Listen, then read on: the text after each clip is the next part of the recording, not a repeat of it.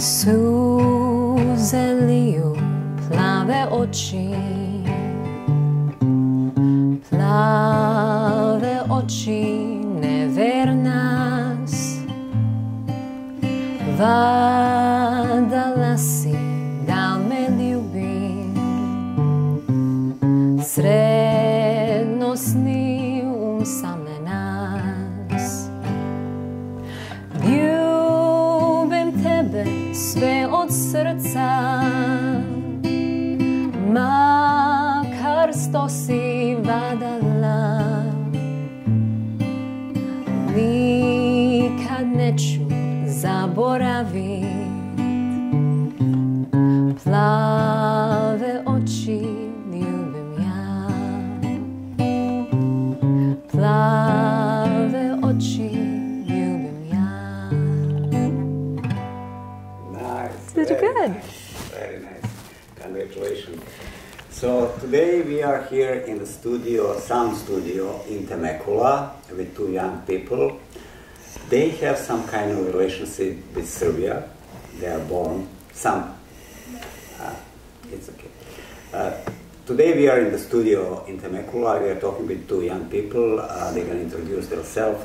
We are talking first to Stephanie Rose Cvjetić. Hi, how are you? Hello, Serbia! And Martin. And I'm Daniel Martin. Daniel Martin. Her husband. He is my husband. I just really like Cvjetić, so you know I can't change my name. No, I get it. It's all right. no offense. So you guys are artists. Can you tell me what kind of artist? Well, Daniel is a music producer, songwriter. He plays every single instrument. Videographer. He's also a videographer. We do a little bit of everything because we have to, for sure. I graduated from Yale University with a master's degree in performing arts, and from there I became an actress, a director, a producer, a songwriter, YouTube personality. Yeah, we just kind of create all these different projects for ourselves. Yeah. And I think that's the key, is being creative and having fun. Right now we are in one big studio, which Daniel is running. But I remember first time I met you in some another studio. Mm-hmm. That was back at Reamp Recording Studios in Orange County, and that was our first studio that we owned together. Yep. Daniel had 2 studios before that. Yeah, I mean 2 or 3 before that. Everyone just got a little bit bigger and a little bit better every time. And I met him at his second studio, and it was a very small little thing. Probably the whole thing was the size of this room. Maybe just the size of half this room even. Yeah, probably. And we quickly started a business, and we ended up moving to a bigger studio, which was Reamp Recording Studios, and it became the best and largest studio in Orange County. Yeah. And you decided when it was the best to do some changes. Yeah, a couple years into the business, we ended up selling the business, but we were going to have baby number 4. And I really couldn't run the business as much as we had been doing, and we had gotten to a point where it was pretty successful. We had a good client base, and we sold our business. For profit. For profit, which is good. That's some kind of practice here in America, you know. Its hardest way is to develop the business. And when business becomes very successful, that's the way and time to sell it. Yeah, that's definitely the time to assess. Is it worth continuing, or do we have a passion someplace else? And at the same time we sold it, the owner of this place asked me to build him a studio. And I said, all right, well, I'm about to sell mine. And so it just worked out. So the timing was great. The timing was really well. And then our son was born. And when we were pregnant with Nashville, we started our YouTube channel. And so we started a side project because we have all this creativity, and I was talking a lot about babies, and so we started writing songs for kids, and then that all launched. Which is the Martin and Rose music channel on YouTube. And then we do children's educational music, so it's for kids from 1 to about 7 years old. And it's helpful for people trying to learn English or just trying to kind of understand, you know, some basic learning stuff. It's letters, numbers, colors, and dinosaurs. Dinosaurs. And I tell Daniel all the time about my father, Ratomir. when he first came to this country, he said he learned English by watching cartoons and clowns. And so there's a little bit of me still teaching my dad how to speak English. You could still hear some of the cartoon. You could hear it. It's in there. Oh. Can you tell me a little bit your backgrounds? Stephanie, you went to which school? I have a master's degree from Yale. Prior to that, I was a summa cum laude from SUNY Purchase University, which is State of New York University at Purchase. It's an art school that was funded by Rockefeller. And I ended up picking that school because, hey, hi. We're gonna finish up in here. I put on a show for you so that you could stay out there for a little bit. Let us finish our thing, buddy. Go. We're almost done. Thank you. Close the door all the way so it's... That's number three. Number 3. Yeah, number 3. Number 4 is even smaller. Close the door, please. Thank you. All the way. They're very involved in everything we do. But so I went to Purchase. So that was, and at that point in my life, I was accepted to 17 different colleges, and I went to the one that gave me the best scholarship and that had the best acting program at the time. And so I was there for 4 years. And then before that, I went to a boarding school for the arts, which was the Idlewild School of Music and Art. So I've been doing theater and acting since I was, I mean, even before that, I was a little girl and I would do the Serbian festivals and the Serbian People Day and golf tournaments for the Serbian community back in Arizona when I was I wish little. we had video of that. I mean, I was cute. I I had the little braids. I wore the costume. I did the whole thing, and that's how I learned that song, Suzalio, Plavioci. And I remember that from when I was a little girl. So I wish I knew the language more.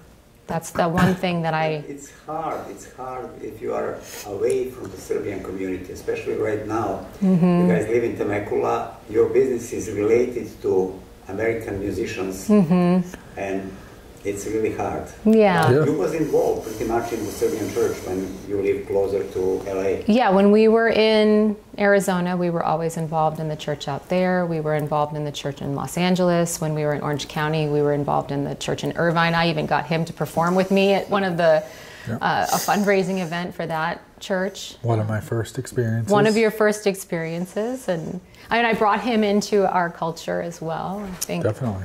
there was a point where, hi. This Okay. is number 4. That's number 4. You could have that, but you need to close the door. Is this could be one or is that going? Okay, On our great. Christmas Can tree. you close Sure. the door, please, Okay, and go close the watch door. Spider-Man? Thank you. You tried. That's the way running business with the kids. That is. I mean, We do a lot of work very late at night.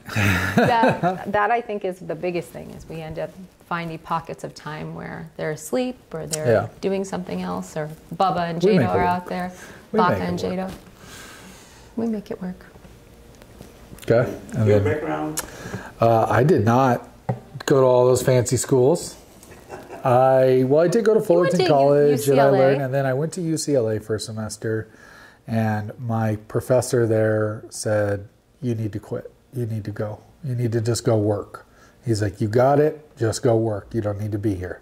So, saved me a lot of money and a lot of time. So I quit UCLA and I went and started my first studio and just kept building studio after studio after studio. During all that, I was touring as well, so I was playing with some rock bands. We did some really big arena shows and 20,000 people a night. And that was fun, but that just wasn't for me. I like being in the studio. I like working with new artists every day, new songs, something different every day, which led to some really promising stuff. I was signed to Sony ATV, which is a music publisher. I had a #1 song in Japan with a big pop singer out there. I've gotten to work with the Foo Fighters and some other big artists, so it's been a journey. But now I'm here in Temecula. Yeah, you're an amazing songwriter. You worked with so many people. And then he spends a lot of time also going out to Nashville, working with people out there. Yeah, Nashville's like where I do probably what I feel is my best work as far as like songwriting goes. Yeah. And then we just did a production out there in a different studio, and that was really cool as well. So You've worked in other big studios like Capitol Records. Capitol Records, I've worked there. We did something for Republic Records in LA. We worked at Dark Horse Studios in Nashville. So I've been in a lot of really fancy, amazing places, and There's no place like home. there's no place like home. I mean, I definitely work really well in here, and I enjoy what I do. I just always want to find new, talented artists to work with, so I'm always looking. Stephanie, before you start your YouTube channels, after school, you did a lots of concerts, and you did a lots of videos for industrial videos. Yeah, so as I was saying, you have to always kind of create projects for yourself. And when I graduated from school, I was on a couple TV shows. I was on a HBO show called Weeds. I was on a soap opera here called All My Children. And I also was potentially going to do a Broadway show. And then I ended up going to Yale. And when I was there, the biggest thing that I remember is they said, you need to create projects for yourself. And so I had this ingrained in me that if I wanted to work, the best place to be would be the person who's creating the job. So actors, they need a director. So I became a director. And directors need a producer. So I became a producer. And I ended up producing a feature film. I've produced lots of different small films for corporations like Pepsi, Walmart, Home Depot, Abercrombie and Finch. And they needed actors, and they needed a story to be told that matched their company branding, their company vibe. And so I would learn about their company. I also did something for UNICEF, which was a really great project. I got to go to the United Nations and learn about how they handle and deal with children. And I did a whole project for UNICEF where I created a world that was like a war zone. And I had the people from UNICEF come to the set. Like, what you've created is amazing. And so I think that there's always an avenue for an artist to find. They just have to figure out how to create that for themselves. And industrial films was a really great way for me to start doing that. And then the feature film was the next thing. And then now the YouTube channel. It's like I can't stop doing things. And then on top of everything, we moved to Temecula, and I ended up through a client, found out about a theater company, and I started directing theater shows. And I just did a production of Mary Poppins, and we sold out multiple nights, and we had 40 plus actors, huge sets. It was really beautiful. Yeah, that was really nice. I was attending that show, and it was huge. It's huge. It's very complicated to organize a production like that. It costs lots of money. It definitely, there's a lot of money involved, and there's a lot of brain power of how to figure out where everyone needs to be, how to figure out how to make all the different parts work, the costumes, the lighting, the sound, all of it. Who did the casting? I did all the casting. I did the costumes. I had an amazing choreographer. She helped with all the dances, and we had a second choreographer help with the tap dancing. And then I had a musical director who helped everyone learn their different parts, because there's multiple harmonies and things, and we're dealing with semi-professional actors, not professional actors, and then children. And so you have a whole dynamic of different ways of learning, and so that was that. We all know that sound. Oh yeah. Mirrorless camera. It's hot. It's hot.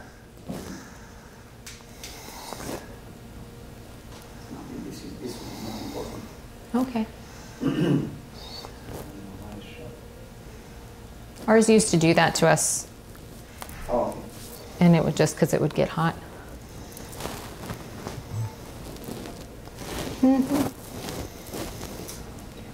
Yeah, you might need to give it a few minutes to renew my Grammy membership.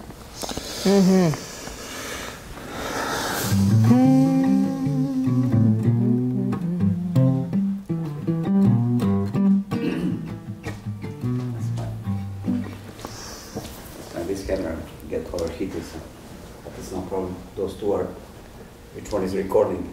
Tell me, how many people show up on the casting for that show in theater?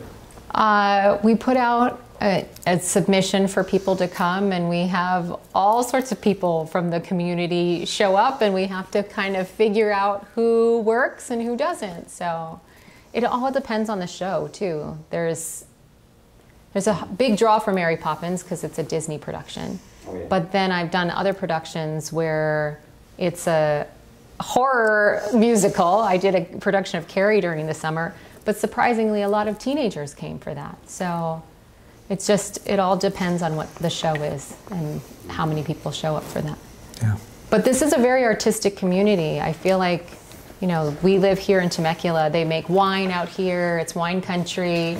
There's a lot of artists, A lot like of singers, painters, sculpture. I think right next door you have like a whole set design person that does those big movies and big stuff. films, and they create different Sets and set pieces. props. And so it's a tiny little village, but it's a big, lots of heart, lots of great things. Definitely. Did you ever consider to move out from Temecula to some other place? We've thought about moving to Nashville. Our youngest son, number 4, his name is Nashville, Sava Martin, and he's just a cutie. But we thought about moving out there, but I don't think we could be that far away from my parents or his parents, and the timing isn't right now. Yeah. So maybe another time, revisit. We love it out there. Mm-hmm. So what are the plans for the future? Are you going to do some album? Are you going to go touring? Are you going to stay in theater business? I think for right now, we're going to continue in the roles that we're in.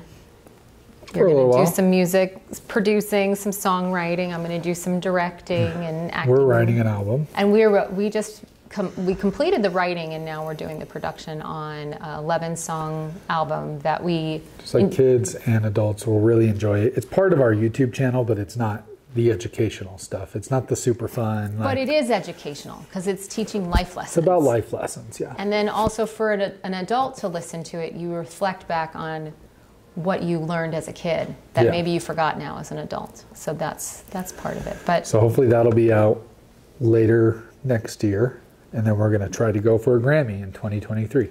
That's the big goal. I'm a voting member of the Grammy Association, so I have the ability to put everything in and submit it and get it going. But then it still requires a lot of politics and support to push it through. But advertisement, as usual. So we're hopeful.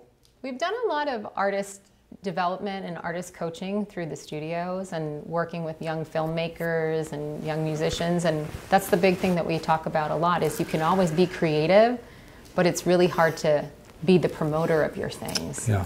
And that's, even we fail at that sometimes. Like we have this great YouTube channel, and it was just born out of a hobby and Well, you need to advertise it, and advertising is like paying money for nothing, really, because if you don't see a result, you just threw away money.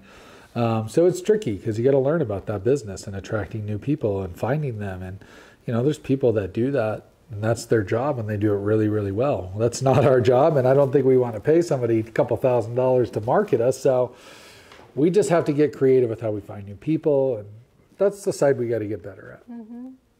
That's for YouTube, that's easy. But for example, if you invest money and shoot feature movie, how hard is to sell it, and how hard is to go on some platform?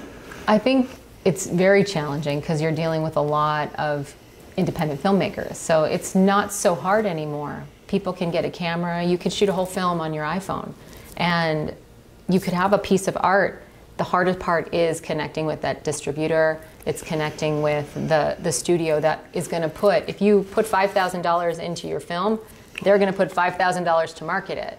And so finding that connection is very difficult. And my brother... they get their money back first. They get, of course. So that's the other part. It's like, Christopher and I, my brother, we produced a horror film. And we ended up just releasing it this year. We made that film a couple of years ago. 7 years ago, yeah. And Daniel did the music on the film. Like, we have so many eggs in that basket, but it's taken almost 6 years for someone to pick it up to now go put it out on Netflix and Hulu and Amazon, and on all the different platforms. And like I said, they have money in it at that point. They have their own cost. And so right away, you got to pay them back first, and then you start to make your money. So it's a long process for sure. So how many years you have to wait to start seeing some money? Oh, it might be another year or two before we see anything. Anything. But If in the at meantime, all. it's fun to read the silly reviews. Yeah. Yeah. There's a lot of great reviews. Yeah. That was my favorite part. Yeah. They took that away from us on YouTube. I know, yeah. We don't 'Cause get we're- comments because we're a children's channel, so there's no yeah. comments. And No they comments. used to be so funny. They were so good. Because kids, they just... Yeah. And then they'll say things. Oh, they're fun. Yep. But No you more. started that YouTube channel like for fun, and then you have videos like 6-7 million views. Yeah. That's what was so silly. Not fun anymore. Now it's like, oh, maybe we should pay attention to this. We have almost 30,000 subscribers. We have millions of views on multiple songs. And we get hit up all the time by like libraries and teachers. And we want to use your song. And can we teach our kids with this? I'm like, maybe we should dive into this a little bit more, because then Yeah. we could just spend the rest of our time living in, I don't know, move to Serbia. There you go. Yeah, it's a great platform. We have a goal, 100,000 subscribers. Yeah, we really That's want like that. our as soon as possible goal. And then every time we get big numbers like that, it just encourages us to keep going. The comments were really encouraging as well before they took them away. It was nice to see people say, like, this is what I needed for my kids or whatever. But, we still get a lot of messages from teachers, and a lot of teachers just use it every day on Every their single day. playlist. Their classrooms there. We got to do a really special Zoom with a school in Boston. So they're a special needs school, and I didn't even think this was somebody I was communicating with. But the entire school, they're autistic, nonverbal, then they have kids that have other illnesses, and they every day watch our Days of the Week song. Yeah. And so they reached out and they said, will you come on? And I ended up doing a Zoom, and after it, I just cried, because they all thought I was a rock star. Oh, yeah. She was a celebrity. And they were like, this isn't like, Michael Jackson walking in or Elvis Presley. They love you. They watch you every day. And the teachers were excited, And too. They're so excited. The teachers were like, oh my gosh, it's Miss Stephanie. I'm like, hi. And it was, great. It's silly. To us, it's so silly, but it's really very fulfilling. Really giving value to kids, to teachers, to parents, and there's a lot of garbage out on YouTube, and so it's nice I feel like it's nice that we're adding value. Yeah, definitely. But before you start doing those videos for kids, you was performing some kind of big concerts for a charity. Yeah, so I've always been a singer. So since I was a little girl, I used to sing, like I said, in the Serbian church. Like that's where I first started performing. And when I was at Yale, I had another music producer whose name was also Daniel. Terrible. And but he heard my voice and he said, you're not really a traditional musical theater singer. You're a country singer. And he basically asked me to learn all these Dixie Chicks songs. And so I learned all these songs, and then I started to really fall in love with country music and the storytelling, and I started to write my own songs. And whiskey. Well, I did like the whiskey. And then I ended up putting everything on the side for a while when I first became a mom. And then when my son, Nicholas, he has epilepsy, and I was at a foundation meeting for the Epilepsy Foundation, and we were doing a walk to end epilepsy, and they were looking for somebody to sort of speak out for this community, because there's not a lot of people who talk about epilepsy. There's not a lot of people who used to talk even about autism or any of these like illnesses of the mind. And I was like, I'll talk to people. I'll sing a song. I can write a song. I have great songwriters that I know. And I ended up writing a song that they used it sort of as an anthem for that time period. And then through that, I ended up performing at the Rose Bowl. I performed in Minnesota for this huge United Way fundraiser at the Epilepsy Foundations in different states across the United States. And I would connect with moms, and I would connect with parents, and it was just a way that I could take my talent and let people know that they weren't alone. And I really created a small niche. And then when I talk with younger artists, I say the same thing to them, like, you got to figure out why you're doing this. Are you writing songs just so you can sit in your room and listen to them yourself? Or are you writing songs to move other people and help them? And as soon as you take it out away from you, then you're going to be more successful. Sure. So I think that's something that, you know, him and I have talked about for a long time. It's great to be a creator, but it's more important to create for a purpose. But Yep. yeah. Did you ever consider to go maybe to Serbia and to start perform on some? I would love. We talk about it all the time. I mean, I think that that's something that is a big dream for us. We want to go, but we don't want to go for like a week. We want to go for a couple months and just really immerse ourselves and see everything. And Daniel has a great, like a secret history and a connection to Serbia, and we want to figure all that out, because when we first were getting together, I was like, I think you're Serbian. You look like a Serb. You remind me of my people. And he brought me this jam that his grandmother had made, and then it's apricot jam. It's kaisia, and I was like, my grandfather grew that in our yard on Chukovac. Like, I know that. She grew that too in her backyard. And then he's like, oh, she grows it and she can't. Yeah. And I'm like, this is too close. And then he said, my favorite thing is something called palachinka. I was like, palachinka, that's so, we eat that every Christmas. That's ours. Still my favorite food. So yeah, you would have so much fun with the food. Oh yeah, dangerous. I think you have some videos about really good food over there. Oh yeah. Oh, so that's one thing we So really let's want to go do. sooner than later. And then we're going to figure out his whole My family history, because my grandparents were both born in Serbia, but sometime during the war they moved to Austria, and then eventually after the war moved to the United States with my dad, who was 3 at the time. And so there's just a lot of history that I don't know, and they haven't really talked openly about it. So my guess is there's a few things that are a little bit sad or scary, or they don't want to talk about it. But now I'm definitely really into it, and I want to know more. So I think it's good for our kids too. You know, my parents taught me so much about that culture, and my dad didn't teach me the language as much as I wish he would have. You know, small things like Laka Noć and Do Viđenja and how to count. And now he's teaching my kids the same things, but I do want them to learn about that culture. I think it's important to have that. And they do. They grew up going to Slava and doing all that. We do all that, and they were all baptized in the Serbian church here. And we insert it as much as we can, and I think it would be great to actually go there and see my Uncle Boro and Snezhina, and like, I have cousins over there. I would love to see them. I think that would be amazing, but soon. I don't know exactly when, but soon. Still, thank you very much for this interview. I hope so that I'm going to see you soon in Serbia. Definitely. Yeah, we'd love to see you there. And don't forget to subscribe to our channel. Then you can see me all the time. It's Martin and Rose Rose Music. And you should put a link in the Yeah. About I section, know for sure. so then we can see everybody there. Well, you can't say hi to us because we don't have comments. But that's okay. We'll say hi to you. Awesome. Thank you very much. Thank you. I hope so. See you soon, someplace. Definitely. Right.